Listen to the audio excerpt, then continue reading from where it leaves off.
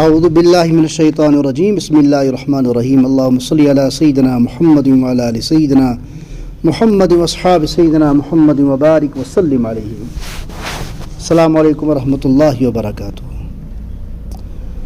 محترم سامعین کرام، سیرت پاک صلی اللہ علیہ وسلم کا سبق نمبر 166واں، جس کا عنوان ہے احد کی مارکارائی اور صحابہ کرام کی جاں بازی. گزشتہ سبق ہم نے غزوے کے متعلق پڑھا تھا، غزوہ بحران اور حضرت زید رضی اللہ تعالیٰ عنہ کی جاں بازی، اور ان کا ایک واقعہ ہم نے پڑھا تھا اس غزوے کے متعلق. آج کے سبق کے متعلق بدر کی لڑائی میں لگے ہوئے زخم ایسے نہیں تھے کہ وہ جلد از جلد بلانے کے قابل تھے. وہ ہفتہ ہفتہ مہینہ 2 مہینہ میں بھراتے، ایسی بات نہیں تھی. مکہ کے سرداروں کے لیے وہ ایک انہونی آفت تھی جو بدر میں ان کو شکست ملی.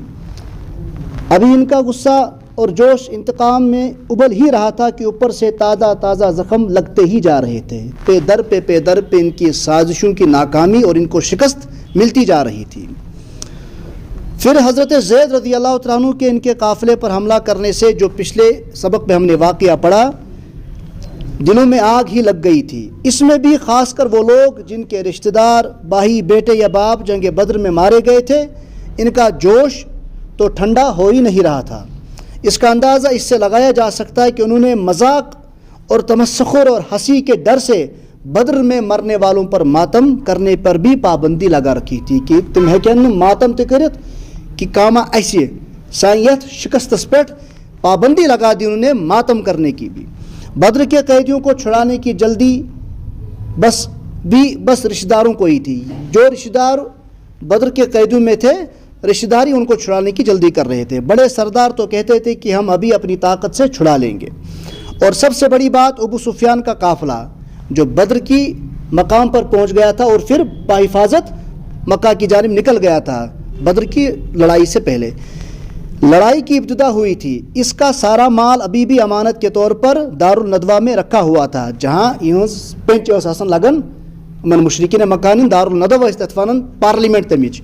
وہاں پر سارا کا سارا وہ مال بدر کا جو واقعات میں ابو سفیان قافلہ لے کر آیا تھا، وہ سارا مال ابھی وہیں رکھا ہوا تھا. جب تک بدلہ نہیں لیا جائے گا، مستحقین تک وہ مال تقسیم نہیں کیا جائے گا.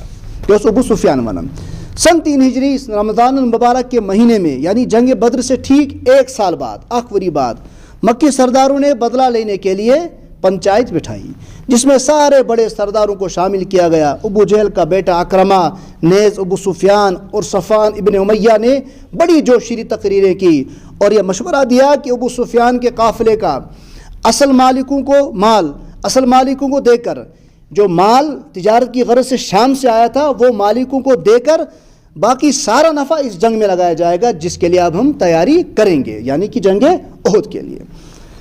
اور کچھ کہتے ہیں کہ اصل مال بھی لوگوں نے چندے کے طور پر پنچایت میں چندے کے طور پر دے دیا کہ یہ مال بھی آپ اسی جنگ میں لگا دو. سب نے یہ مشورہ قبول کر لیا. مکہ پاک سے باہر قرب و جوار کے دیہاتی لوگوں کو بھی لالچ دے کر اکٹھا اور جمع کر لیا، اس پنچایت میں شامل کیا. تقریر کرنے والوں نے جوشیلی تقریریں کرنا شروع کر دی اور شاعروں کو دلوں کو گرم کرنے والی شاعری کرنے کا حکم دیا گیا، کام دیا گیا کہ شاعری کے ذریعے سے آپ جذباتوں کو ابھاریے ان لوگوں کے. ایک بدبخت شاعر کا نام، جس کا ابو عزہ، جو جنگ بدر میں پکڑ لیا گیا تھا، لیکن اس کے پاس کوئی قیمت نہ تھی، کوئی مال موجود نہ تھا اور فدیہ دینے کے لیے کچھ بھی نہیں تھا. اس پر احسان کر کے اس کو اس شرط پر چھوڑ دیا تھا کہ اب تو اس طرح کی گندی شاعری نہیں کرے گا جس قسم کی شاعری وہ کرتا تھا. لیکن وہ یہ وعدہ بھی بھول گیا اور اس نے بھی لوگوں کو بھڑکانے کے لیے اپنی شاعری کا فن استعمال کر لیا. اب رہا قریشی مکی لشکر مدینہ کے راستے پر. کچھ دنوں کی محنت سے کوئی 3,000 نوجوانوں کا لشکر مشرکین مکہ نے تیار کیا. مکہ کے لوگوں نے ابو سفیان ساری فوج کا ذمہ دار بنایا گیا اور خالد ابن ولید کو 200 گھڑ سواروں کے ساتھ ان کو فوجی سربراہ بنایا گیا، کمانڈر فوج کا بنایا گیا. اکرمہ بن ابو جہل بھی خالد بن ولید کے ساتھ نائب کمانڈر بنایا گیا. ساز و سامان، کیونکہ خالد بن ولید کے پاس جنگی مہارت بہت زیادہ تھی پہلے سے ہی، ساز و سامان کی کوئی کمی نہیں تھی. 3,000 اونٹ، 200 گھوڑے، باقی ضرورت کا سب کچھ اور جنگی ہتھیار بے حساب صرف زر ہیں، یعنی تلوار کے زخم سے بچنے کے لیے کم و بیش 700 کرتے انہوں نے اپنے محافظین کے لیے تیار کیا، اپنے لشکر کے لیے تیار کیا، 700 کرتے. اور جنگی نوجوانوں کو بھڑکانے کے لیے بینڈ باجے کا استعمال کیا گیا، لائے گئے، ناچنے والی گانے والیوں کو بھی لایا گیا. اس کے علاوہ 15 عورتیں بھی تھیں تاکہ وہ جنگ لڑنے والوں کو غیرت دلوائیں، جو آگے بڑھے اور یہ غیرت دلوائیں لڑنے کے لیے، اور وہ ان کی عزت کی خاطر دل و جان لگا کر جنگ کریں. یہ لشکر مکہ مکرمہ سے بینڈ باجے بجاتے اور نعرہ لگاتے، اکڑتے اور اتراتے ہوئے ابوا نام کی جگہ پر پہنچ گئے، جہاں رحمت عالم صلی اللہ علیہ وسلم کی والدہ صاحبہ کی قبر تھی، جہاں پر وہیں فوت ہو چکی تھی آپ صلی اللہ علیہ وسلم کی والدہ، اور وہیں پر دفن بھی کی گئی تھی، اور وہاں ابھی بھی وہ مدفونی تھی.